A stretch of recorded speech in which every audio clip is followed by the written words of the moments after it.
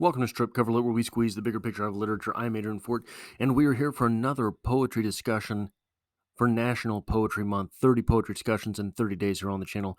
This has got to be about the 170th poetry discussion in the poetry discussion playlist. We have been making quick work of things lately, the past few years. There is poetry every Monday here on the channel. And hey, if you find yourself here by chance but not design, literature is the only thing that I talk about on this channel. Poetry, short stories, novel read-alongs, writing, all of those types of things. So consider hitting the subscribe button to stick around for more if that's the sort of thing that you find yourself interested in or entertained by, or if you find yourself growing from literature. That is what I like to talk about on this channel. Also, real quick, there is a link to my personal channel to be found in the description below. I'm approaching the 1,000 subscriber mark over there. Very big for a creator to hit that 1,000 subscriber mark. And over there, I talk a lot about philosophy.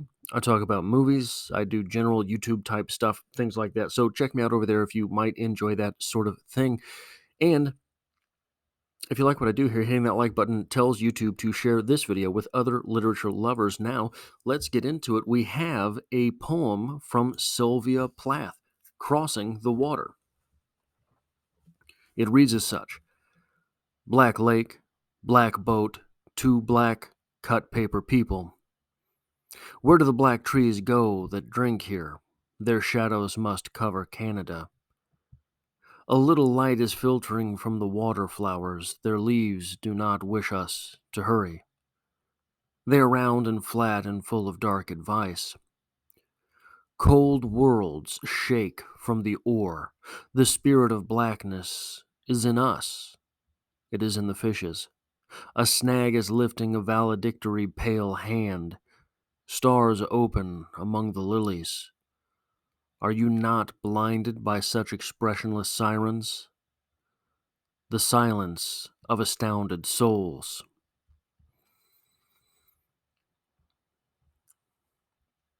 So, I need to open this discussion with the sort of disclaimer that I always give whenever I'm talking about Sylvia Plath.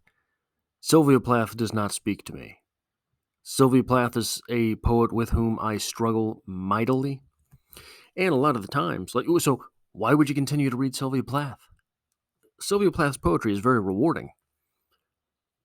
Sylvia Plath's poetry is, look, one of the hallmarks, I believe, in great poetry is that every time you read it, you have a different experience.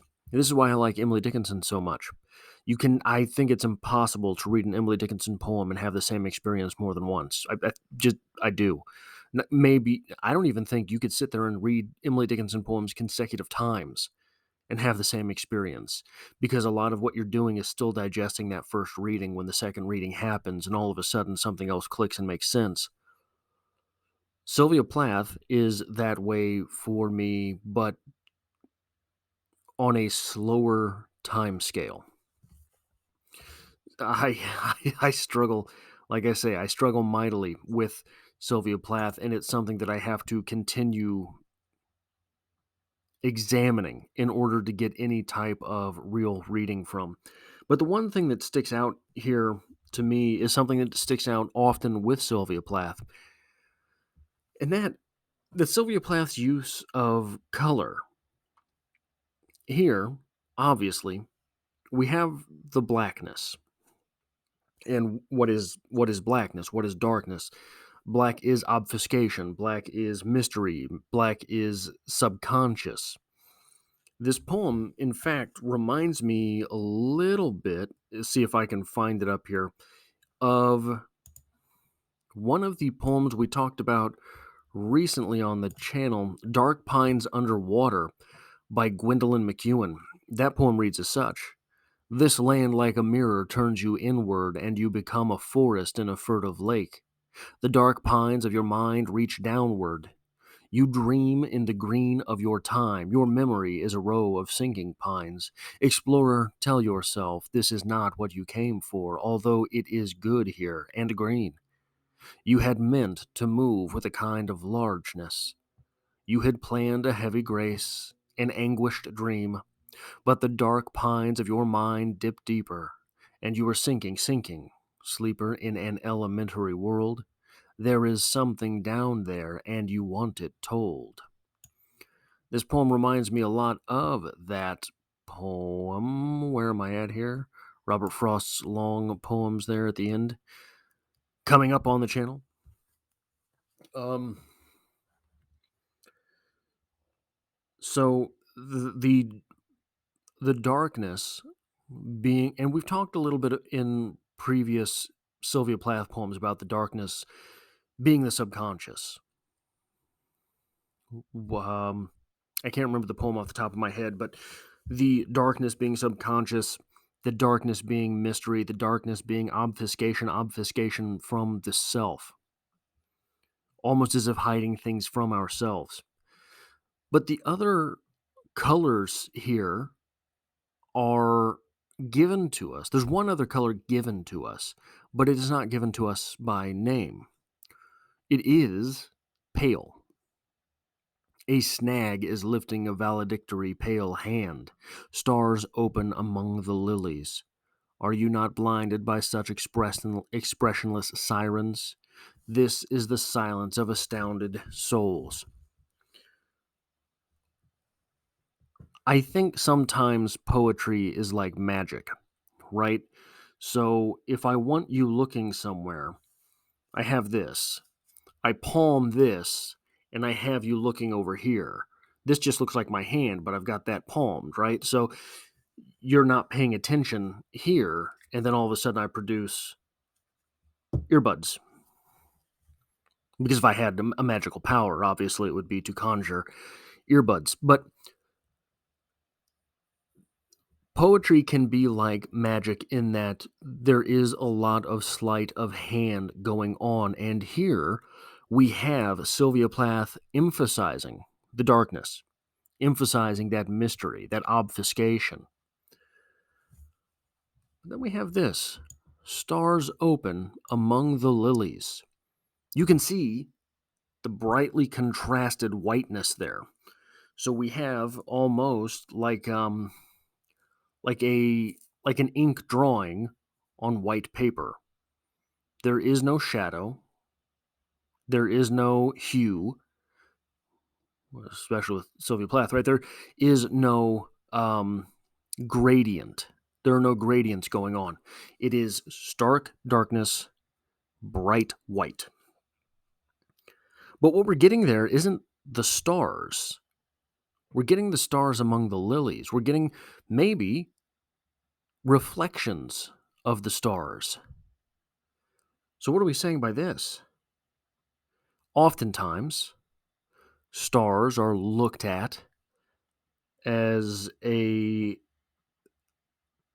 looked at as if they are our destiny, our fate among the stars, right? The stars tell us what it is that we are to become. Destiny of the individual being sort of a dereliction of the night sky. But we're getting here. We're getting here. Black lake, black boat. Stars out open among the lilies. Are we getting the stars' reflections? So if the stars are our fate, contrasted so starkly against the night in which we find ourselves, and here we are looking at the reflection of the stars. Are we looking at our fate, or are we looking at our interpretation of the fate? The stars, after all, will be reversed in their reflection. The stars, after all, we are not looking at them, we are reading them off of the dark lake. Are we guided, after all, by the stars that are our fate, or are we guided by our interpretation thereof? I think that's an interesting question. After all, you have something of the observer effect there. If someone is told that they were born under a certain night sky and so they must become an XYZ, is that or is that not going to change their actions in life? Of course it will.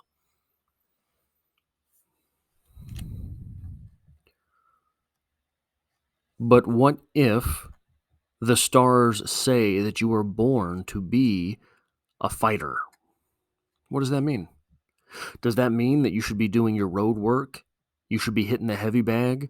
That you should be training literally to get in a boxing ring? Is that what that means? Or does it mean you were to fight with words? You were to be a deep and logical thinker. You are to be a contrarian. Ever the contrarian, one must fight.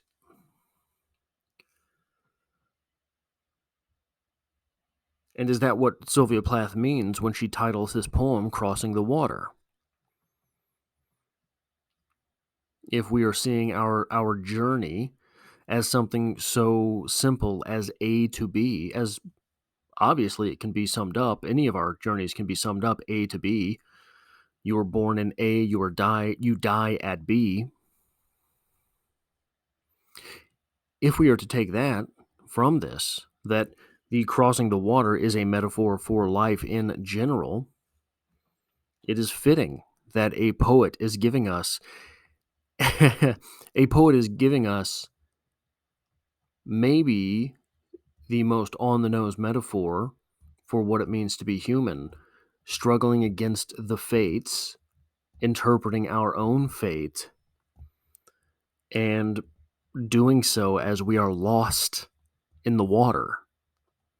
That is all I have for this poetry discussion, Crossing the Water by Sylvia Plath. If you like this sort of thing, be sure to hit that like button because it tells YouTube to share this video with other literature lovers. If you find yourself here by chance but not design, all I do here is literature.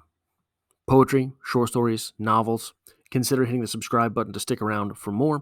And if you really want to know what I think about things, there is a link to my personal channel to be found in the description below where I talk about myriad circumstance on my personal channel.